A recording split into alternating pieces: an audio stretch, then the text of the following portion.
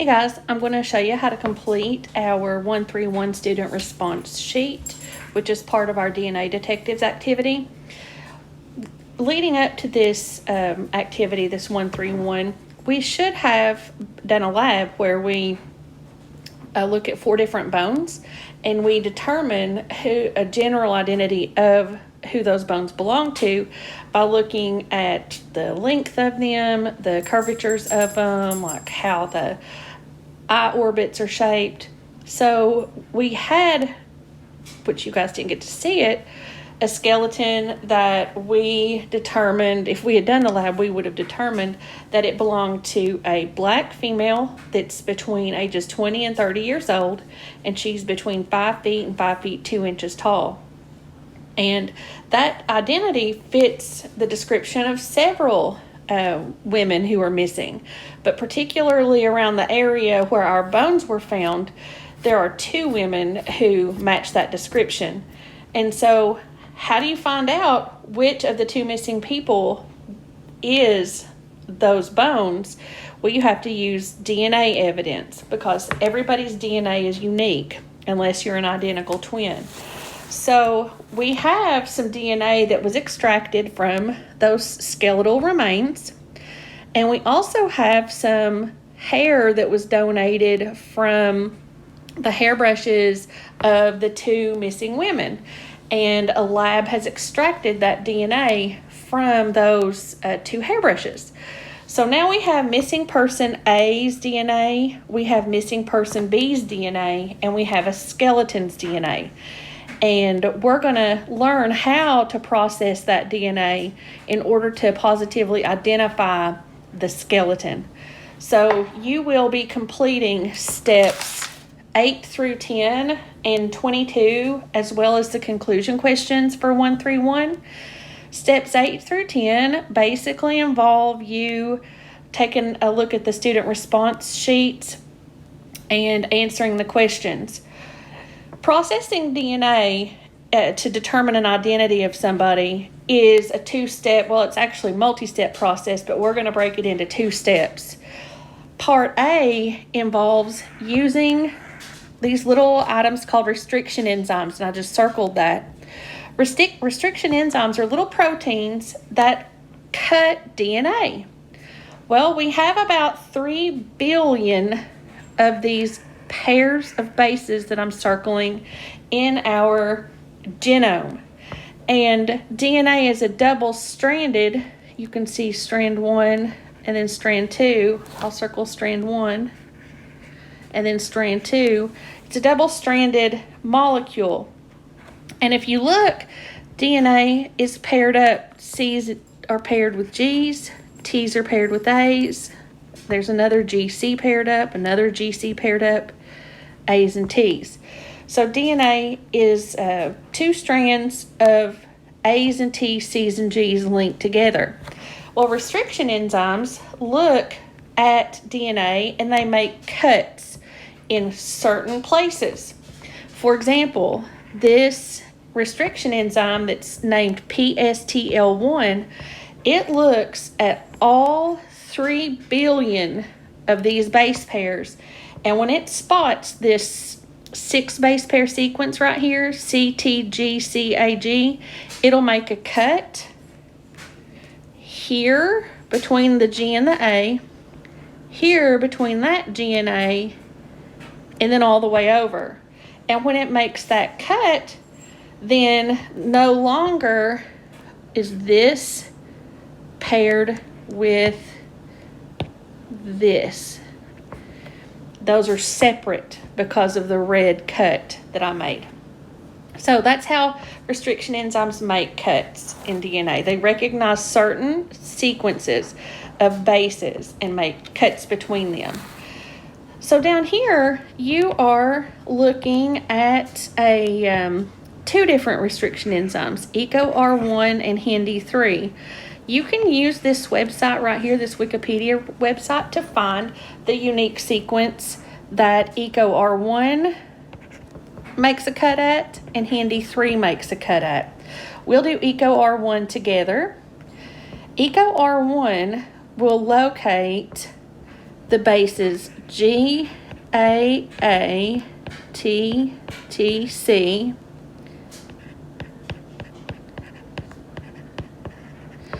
So EcoR1 will look at this, it'll find this GAATTC base pair sequence in DNA, and it'll make cuts here between that GNA, here between that GNA, and all the way over.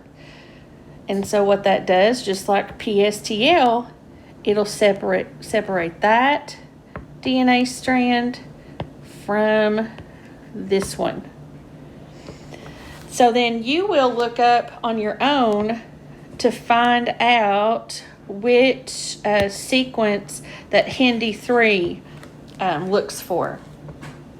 And then you'll answer this little question right here. What do you notice about the restriction sites? What do you notice about the restriction sites, and what does the word palindrome mean? So take a look at this restriction site, take a look at this restriction site, and then take a look at the one you come up with for HND3. And what do you notice about all three of them? And then what does the word palindrome mean? So let's go on to the next page. On the next page, we have missing person 1's DNA, and we have missing person 2's DNA. This is not the same DNA for our missing people, by the way. This is just two other missing people.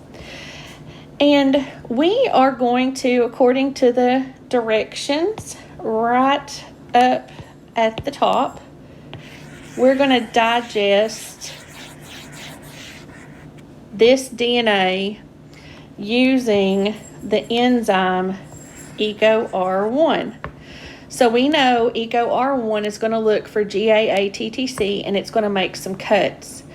So before we do that, before we make the cuts, we're going to look at this fragment that resulted from a cut in a restriction enzyme, and we're going to count how many base pairs are left after the cut. Here's a base pair, so that's 1, 2, 3, 4, 5, 6. We do not count these, and we do not count these, because those are no longer paired up with anything above or below. So we only count the ones that are the two bases that are actually still stuck together. So this would be 1, 2, 3, 4, 5, 6 base pairs. I know this says that it's 9 base pairs, but that's wrong. We would say that that is 6. That fragment is 6 base pairs. So let's just do person 1 together. We're going to digest person 1's DNA with EcoR1. And remember, the restriction site for EcoR1 is GAATTC, and it makes a cut here, over here, and down. So let's scan this DNA sequence together, and we're going to look for a GAATTC, and we're going to make some cuts. So I'm just going to show you where I'm looking by going like this. GAATTA, that's not GAATTC. GAATTC. Oh, okay, I see a GAATTC right here. So that's going to cut between that GNA and that GNA.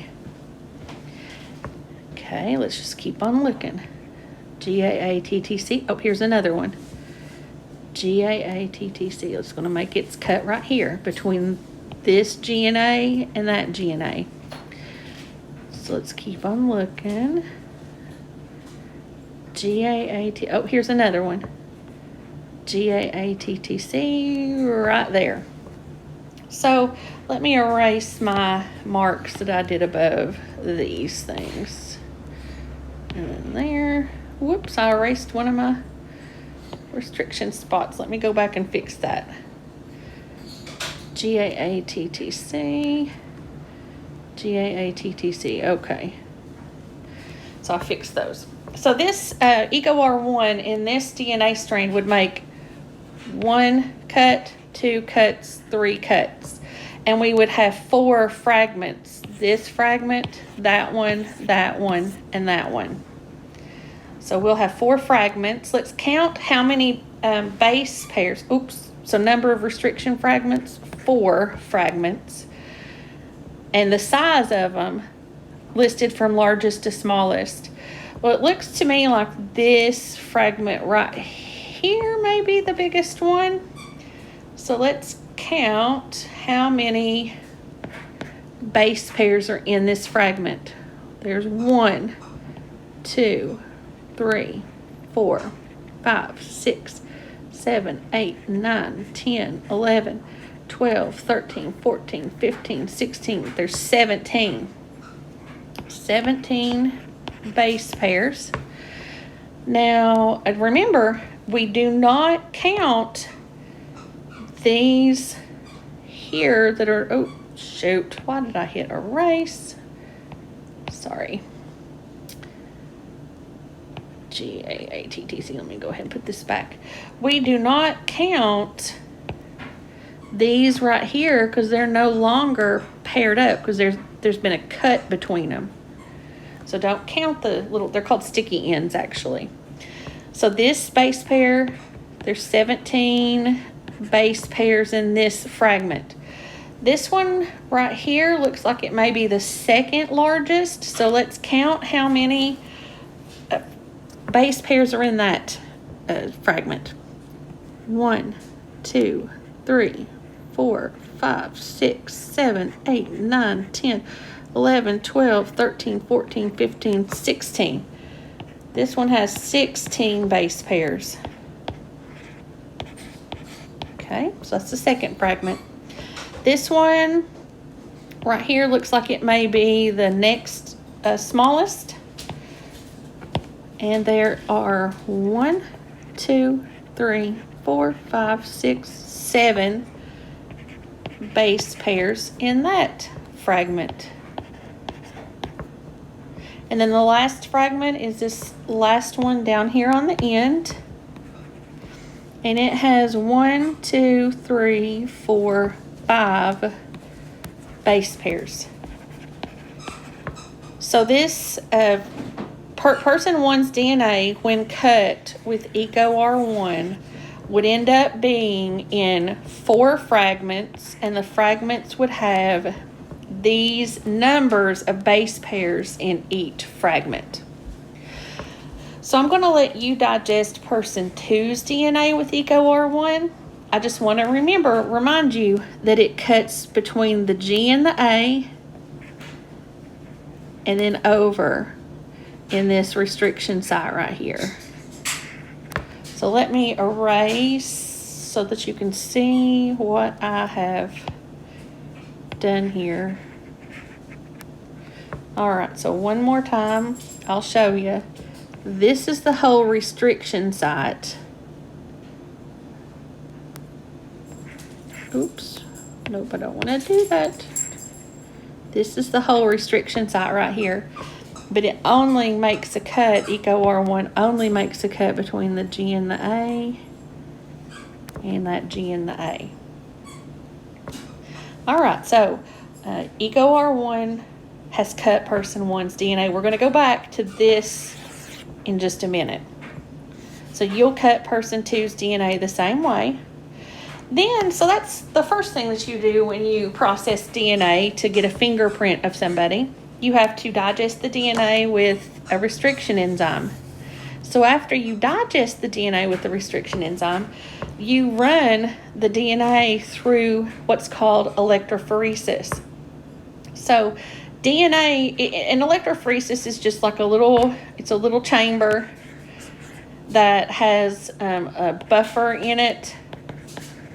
And you put a piece of gel in that buffer and you drop DNA into the ends of the gel, which that's right here.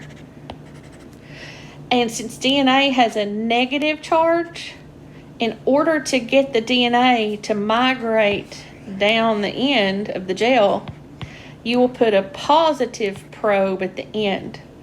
So what happens is when you turn the electricity on to this little chamber right here, There's a positive probe down here, a negative probe here. That's going to cause the DNA, as I showed a second ago, to move down the gel. Well, with DNA, the larger fragment sizes don't travel as far. So if you look at this DNA marker right here, this band consists of fragments, DNA fragments that are 30 base pairs. Down here, the fragment that traveled the furthest consists of fragments that only have 2 base pairs in them. So that's how electrophoresis separates the DNA fragments. The largest fragments don't make it that far down the gel. The smallest fragments do make it pretty far down the gel. So the DNA marker is something that scientists use that has a set number of base pairs in each band. So you know that if person 1's DNA has its band migrates down to here, you can look beside of it and be like, oh, well, that band has 20 base pairs in it. So let me clean this up, and we're going to plot the missing person 1's DNA in this drawing, in this gel here. So let's go back up and remember 17, 16, 7, and 5. I'm going to write that right here. 17, 16, 7, and 5, just so I can remember the sizes of the 4 fragments. So person 1's DNA, the first band, the largest band, has 17 base pairs. So I'm going to go over here and I'm going to look, where would 17 fall? Well, if 10 is here, 20 is here, 17 will be somewhere about here. So I'm going to draw a band right there to represent that 17 base pair sequence, because 17 would hit, I guess, about right there. 16 is going to be just below it, and because I'm using this Notability app, I can't really draw it as close as it should be. But that's our 16 base pair sequence. And then the 7, the fragment that has 7 base pairs in it, if you look here, it falls somewhere between 10 and 5. I'm thinking 7 is halfway between 10 and 5. So there you go. That's where person 1's 7 base pair fragment would end up. And then we have the 5 base pair fragment. And good for us, we have a 5 base pair fragment to go by. So that's where that person's DNA would end up. And so person 1's DNA fingerprint would look just like this. So how are you going to use this? Well, first of all, you're going to, don't forget, after you after you make person 2's cuts and determine their base pair sizes from large to small right here, you're going to plot them in here, wherever they would land. Now, that's not where they're going to land. That's just me being crazy. And so then we're going to have, I already have linked on your Canvas the DNA fingerprint for missing person A and missing person B and the skeleton. So let me show you how that you're going to use what you know now about how DNA fingerprints get here to identify the skeleton that we've been working with. So I'm going to make let me clean this up a little bit. Okay. Shoot. Well, let me just go back. There we go. So let's say that we have another lane on our gel. And that lane has DNA from a skeleton. We will know that person 1 is that skeleton if their DNA fingerprints match exactly. So if the skeleton's DNA lands, I didn't do that one very good. if the skeletal DNA lands in exactly the same spot, then you will know person one is the skeleton, because those DNA banding patterns match. Again, only identical twins would have matching DNA banding patterns, or a skeleton that we don't know who it is and a missing person. So we know that this skeleton is missing person one in this fake case that I came up with right here. So I'm going to hush and I'm going to let you guys work on this student response sheet and steps 8 through 10, 22, and conclusion questions. We will meet on Wednesday at 10 o'clock, since we're on virtual all week this week. So I'll see you at 10 on Wednesday.